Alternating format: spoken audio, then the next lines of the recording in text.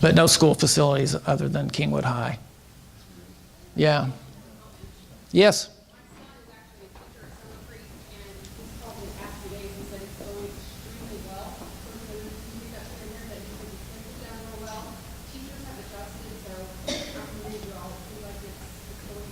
Thank you. They've worked hard. The staff, that really goes to Brent and Dr. Landry and their staff. And you know, when I went to high school, this is going to be one of those, when I went to high school, we actually did this schedule. It was a college type schedule. And I seem okay.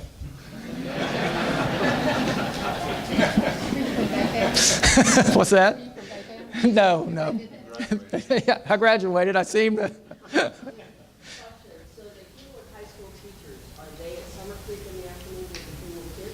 Yes. Yeah, it's really a shared facility. So Summer Creek and their staff are there in the morning, and then Kingwood High comes in about 11:30. You'll start seeing students arrive from Kingwood High School and their staff, and Summer Creek has been marvelous to the Kingwood High staff and students, without a doubt.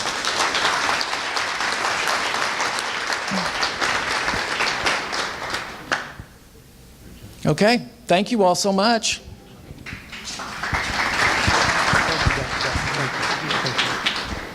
Okay. So one of the things, Mr. McDonald, would you like a minute or two to say anything? Yeah, sure. Come on up. And while he's coming up, I just wanted to tell you something real quickly. I know this is such a unique situation, and there's so much information that needs to be shared. Kind of had a decision to make whether we try and rush this through so we could have that sharing time at the end where people stand up and talk, or we could just kind of relax a bit. I don't know about you, I've had enough stress. That'd be all right with you? So we're going to just kind of chill, and we'll not do that, but stay around and talk with people. But Mr. McDonald, thank you. Thanks.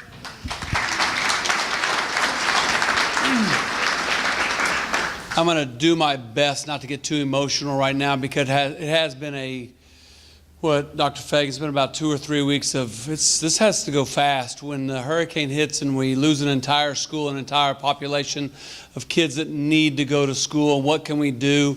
As a professional educator for 26 years, my job is to be a servant leader. How can I help? What can we do to help?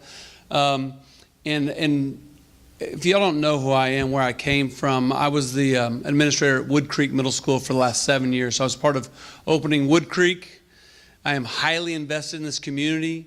I think great things have been coming out of Wood Creek, and my friends, my wife worked at Summer Creek. We moved from Cy-Fair, my wife and I and our family, specifically for Summer Creek High School. We left Cy Falls High School, where that was our home, because of the vision that Trey Kramer, our friend Troy Kite, the athletic director, said, Summer Creek is all about the McDonald family. That's why we left.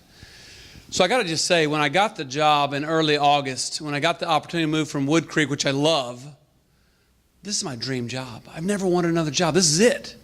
This is the place. I've never wanted to be anywhere else. And so now that Hurricane Harvey hit, what an opportunity. And I got to apologize, because I did come up with we had a catchphrase this year before Hurricane Harvey, because our catchphrase was, the creek is rising. So I didn't realize it was going to impact. So that is it. And also it was hashtag SCHS, we are one, but I guess we are two now. But the point is, if you walk into our building, it is school, like Dr. Brown said. The kids are doing fantastic. Kids are resilient. Kids love being in school. Kids are walking the hallways. They're getting a quality education. I'm in about 75 classrooms a day amongst my staff, just poking in, seeing how things are going, and it is fantastic. Kids walking the hallways, getting to all their classes, and for a long duration, 61 minutes, 83 minutes, less transition time between classes, and then the dismissal process, which is going on right now, and I hate that I'm missing it today.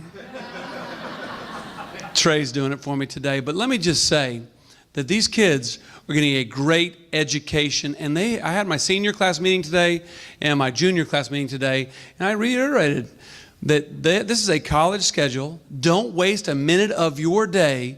You need to learn time management skills that when you leave here at 11:20, gosh, are you lucky?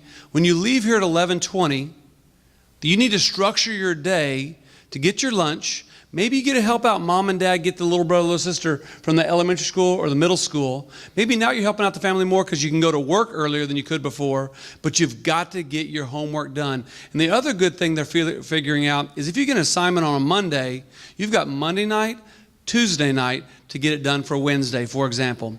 If you get an assignment on a Thursday night, you have Friday, Saturday, Sunday, Monday to get that done. So they really have to learn these time management skills, but we're not leaving them on the lurch at all. Please know that we are, starting in a week, going to have tutorials after school and buses after school for kids that need it. We don't want any kids to fall through the cracks. And then we're also offering optional, flexible Saturday school for the kids also that can't make it after school for whatever reason. But we have a perfect facility over here. You can talk to Kingwood High School. They're walking our school and go, wow, this is amazing.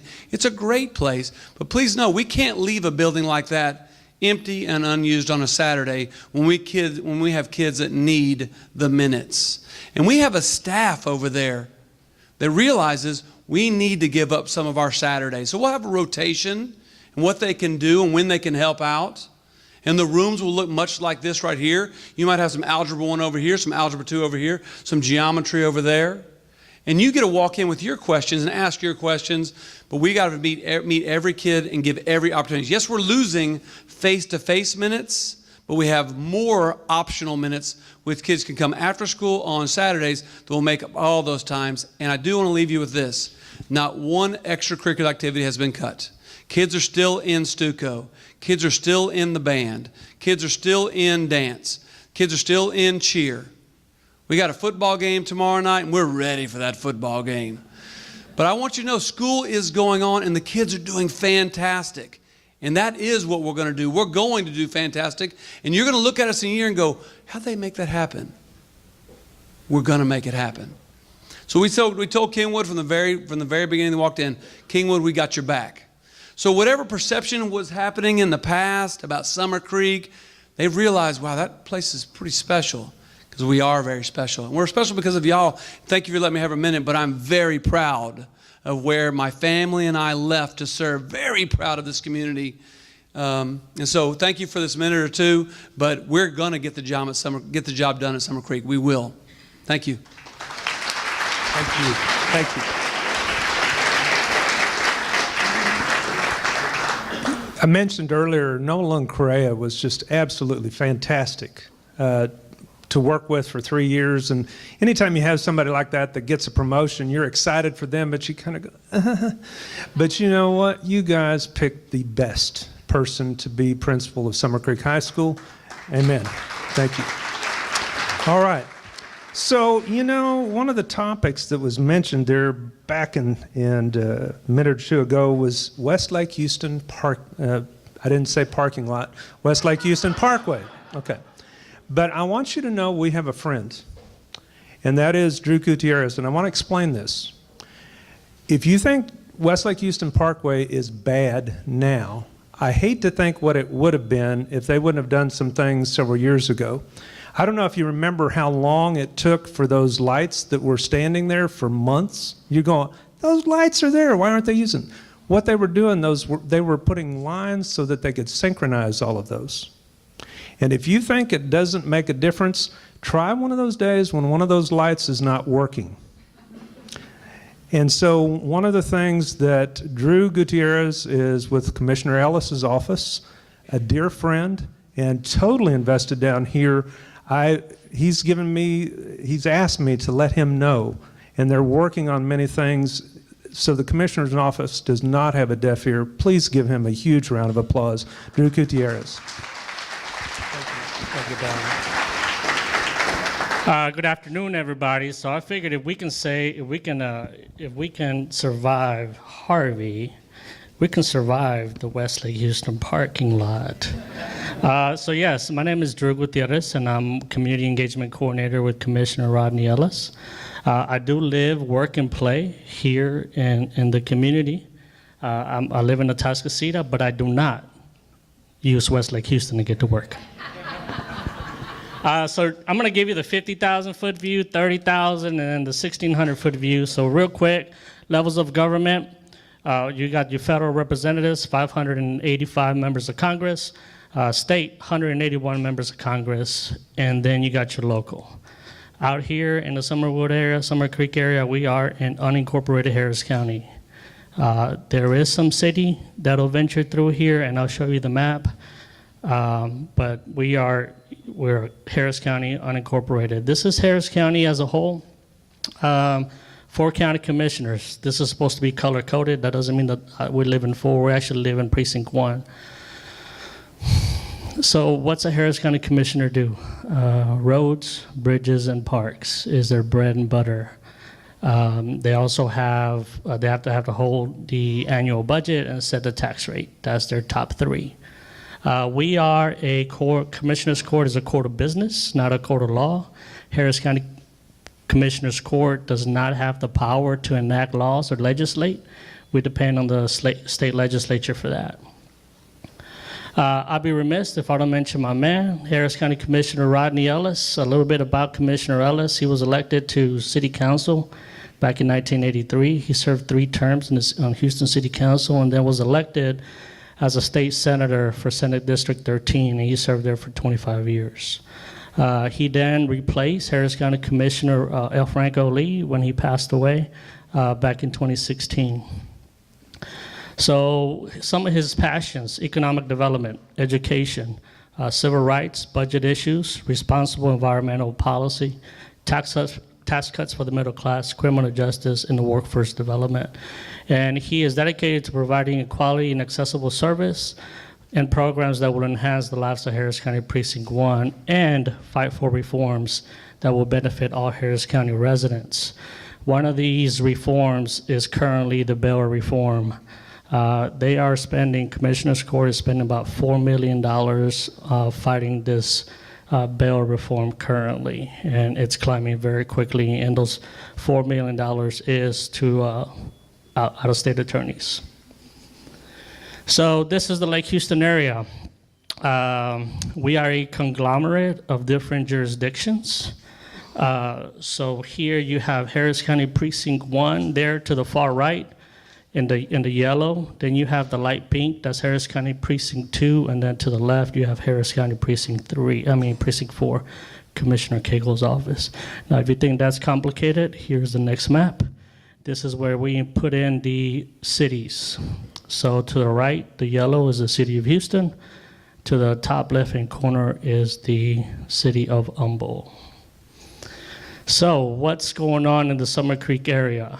And that's a fairly recent picture. So what we've done here is we have a growing and thriving seniors program over at Doosan Community Center. We're serving about 45 seniors a day. We recently installed new signage around Wood Creek Middle School, thanks to Principal McDonald for reaching out to us.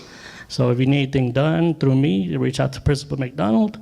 5 new traffic lights. I know we screwed up.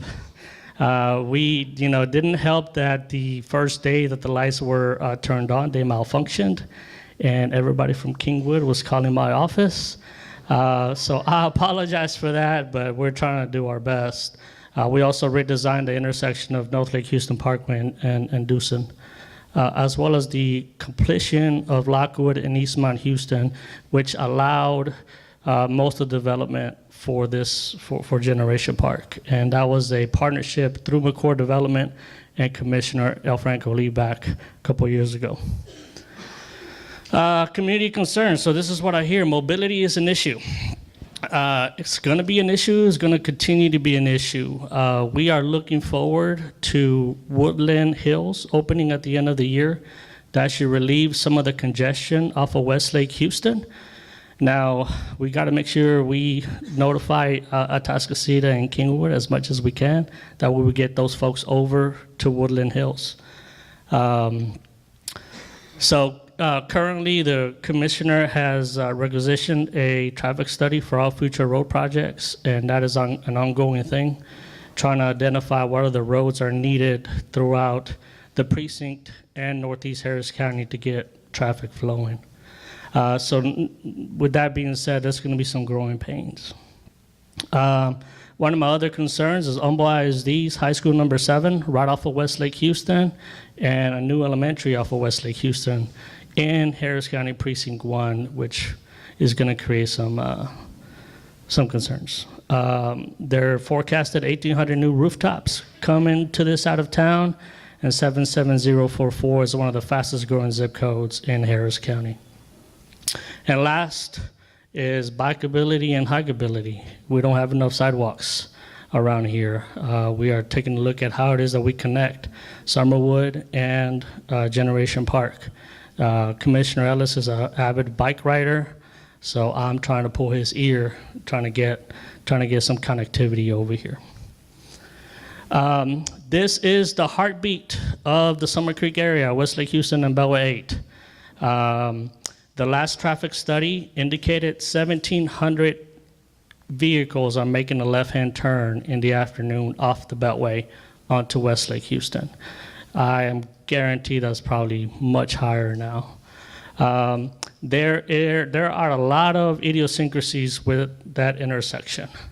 One being that the exit off the Beltway is after the railroad track and just before the intersection, and they couldn't do anything about that. They had to build it like that. If not, there would be no Westlake Houston exit. You would have to exit Lockwood, travel the feeder, then make a left-hand turn. We are working with Humble ISD, our engineering department, Harris County Sheriff's Office, the precinct, trying to get traffic flowing off of Westlake Houston now that we added the 2,700 children from Kingwood to Summer Creek. So it's going to be a slow process. We're trying to get it going. I know I saw the Sheriff's Office the other day directing traffic, so we're learning as we go, and hopefully we'll get it right here soon. Questions? I'll take a couple questions real quick. Yes, ma'am.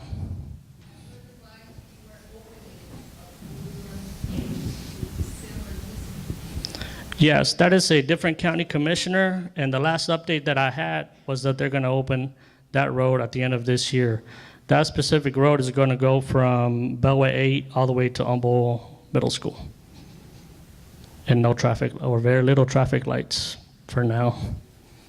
I know living in Summerwood, everyone's always talking about timber forest coming through, but it is not legal. I've heard timber forest a few times during some planning sessions. At this point, it wouldn't benefit timber forest to be a major thoroughfare because it's only going to dump more traffic off of Westlake Houston.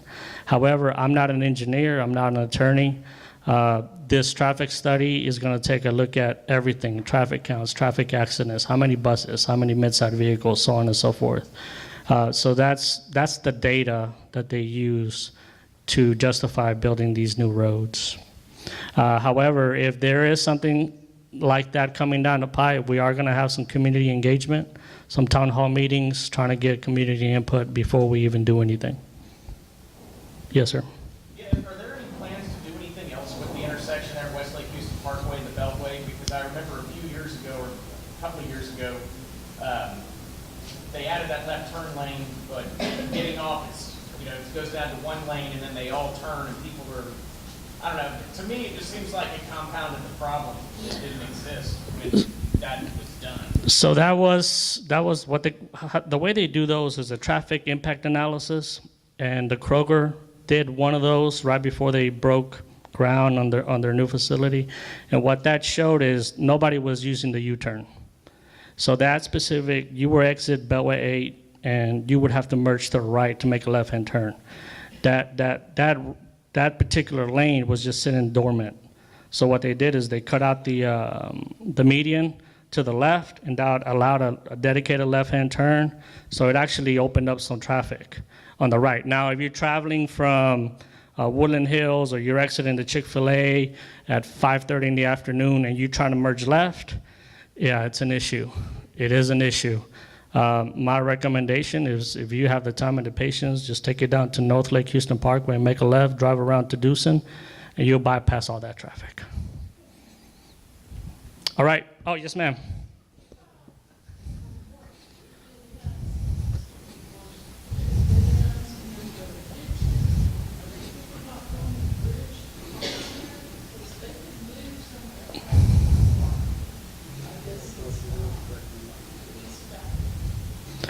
I'm not sure. I'm not sure what that road would look like.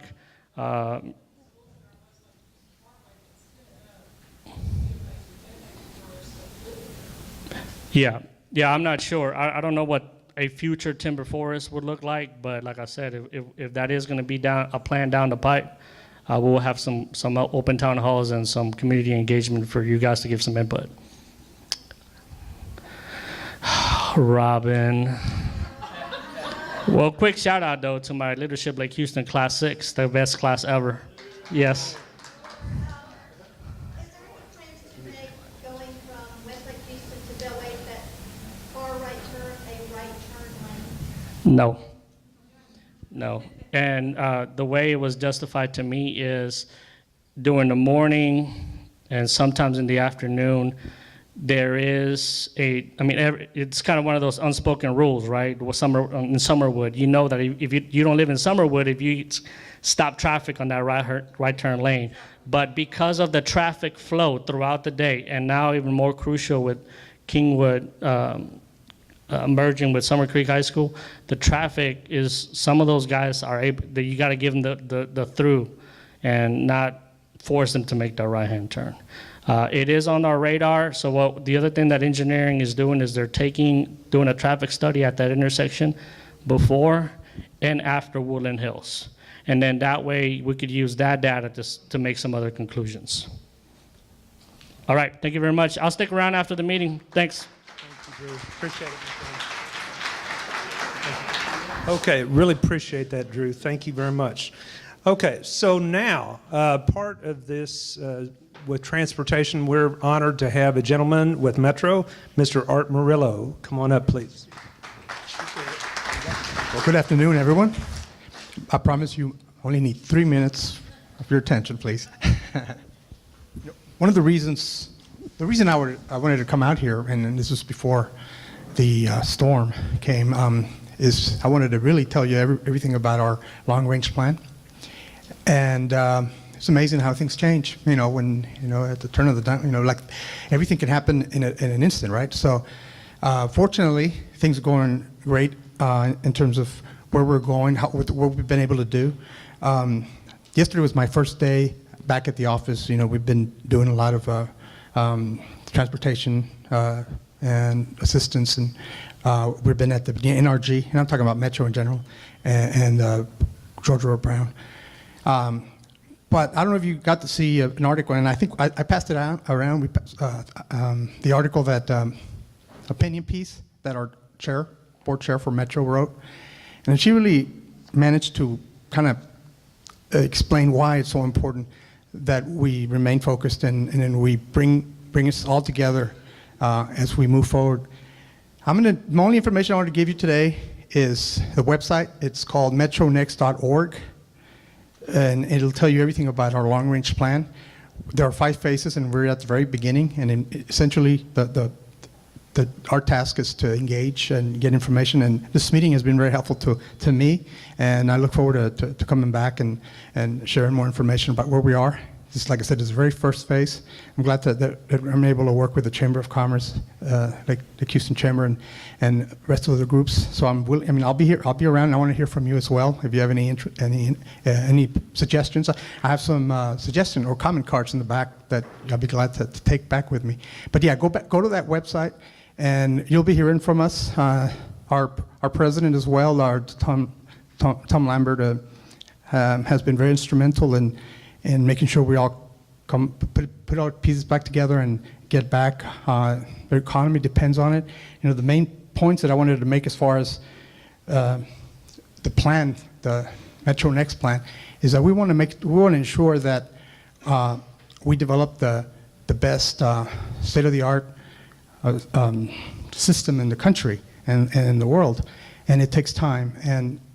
But if we work together like we have been, we believe that we all can come up with something together, and that's why we're doing this, and we'll be hearing from us. Thank you so much. Okay, several people to thank real quick before we have the next. Chris Odell, thank you wherever you are. Johnston Farrow with the Chamber helped so much, and with Sam Shredden. Tell me your first name again. Joey has been terrific out here, so we really appreciate that. And so now, yeah, give him a round of applause. That's great. And our advisory board as well with Summer Creek Bizcom.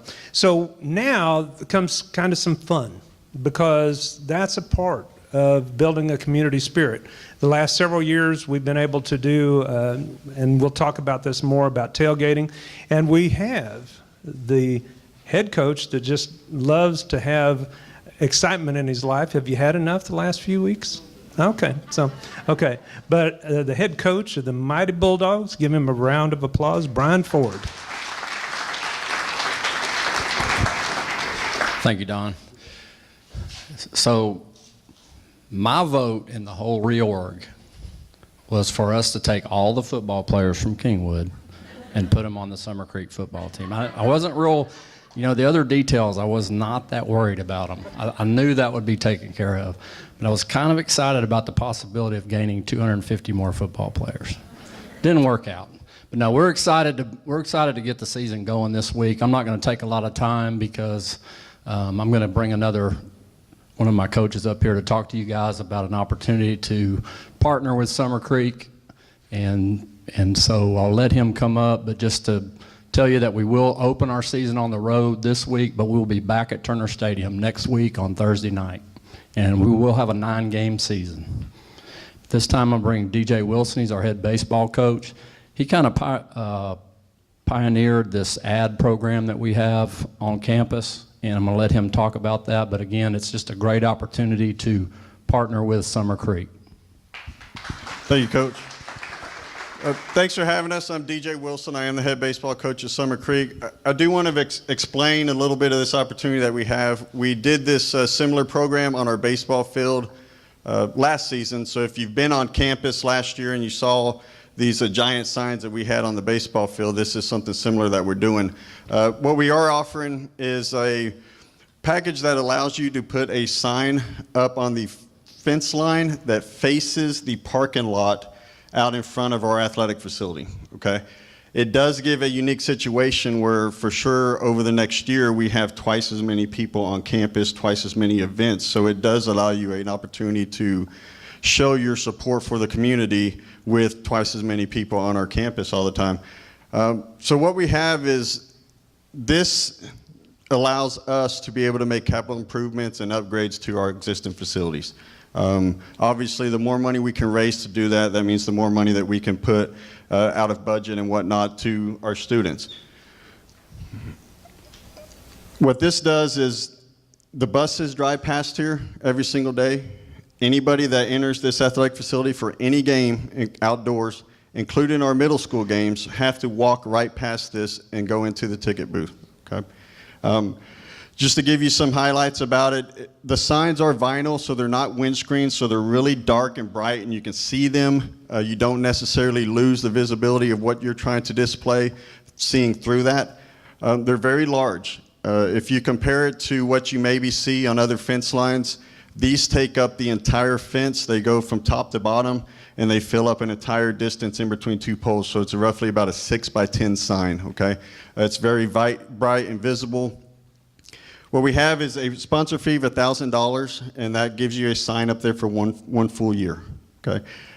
Credit cards or check or ways that we can take payment with that.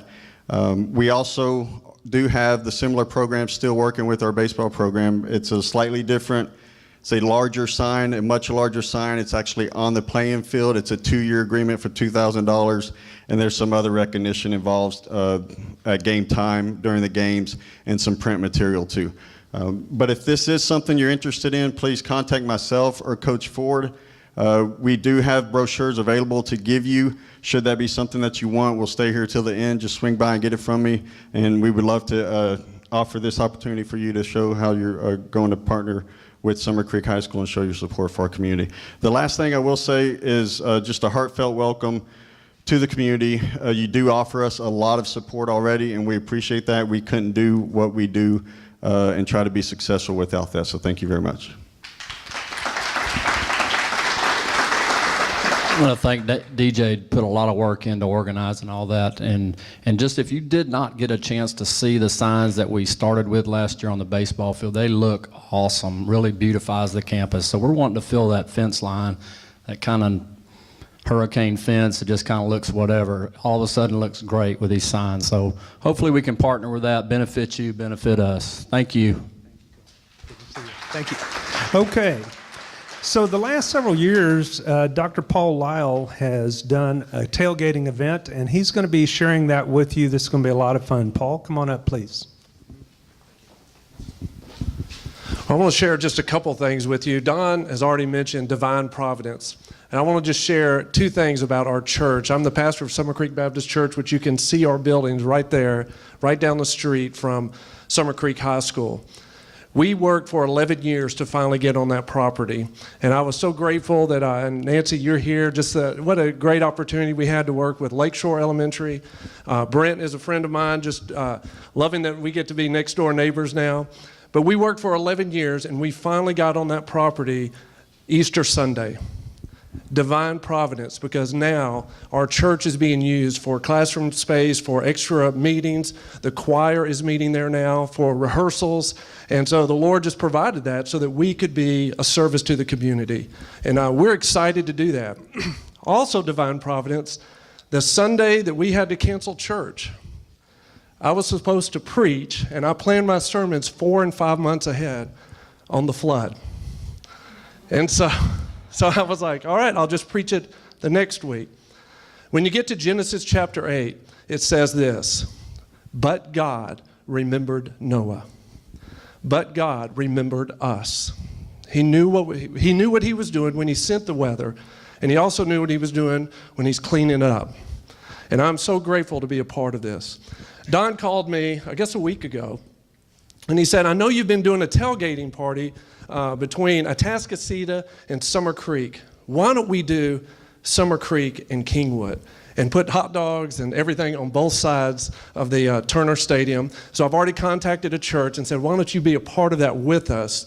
And we're going to give away just tons of hot dogs. It's going to be a great party. There'll be a sound system out there, things for the kids to do, and it's going to be awesome. So come to that game, come early and come eat with us, come hang out with us. Last year we gave away 600 hot dogs. This year there's no reason why we can't give away 1,200 hot dogs because we'll be on both sides. So it's the Summer Creek Kingwood game. Come on out there. Brent's going to be there. You're going to be there, right? Okay, good. I just want to make sure. Brent's going to be there, and he can't eat all those hot dogs. So we need you to come and bring your families, come out there, and let's just enjoy what we thought was very devastating, and it was in many ways. But man, our community's coming together. We can be a huge part of that. And thank you for letting our church be a part of that. Thank you. Appreciate it. Okay, and if I'm not mistaken, that's October 27th on that one. So I got a call recently from Corinne Price from Insperity. She was talking about something that Chris Odell is going to talk about here in just a minute that I think you'll find near and dear to your heart. So Chris, come on up here. Thank you. Thank you all for being here and staying. I know we're going over a little bit. I'm just going to read this to you so that we just spare some time here. I'm going to talk to you about the Lake Houston Area Relief Fund program. And this fund was organized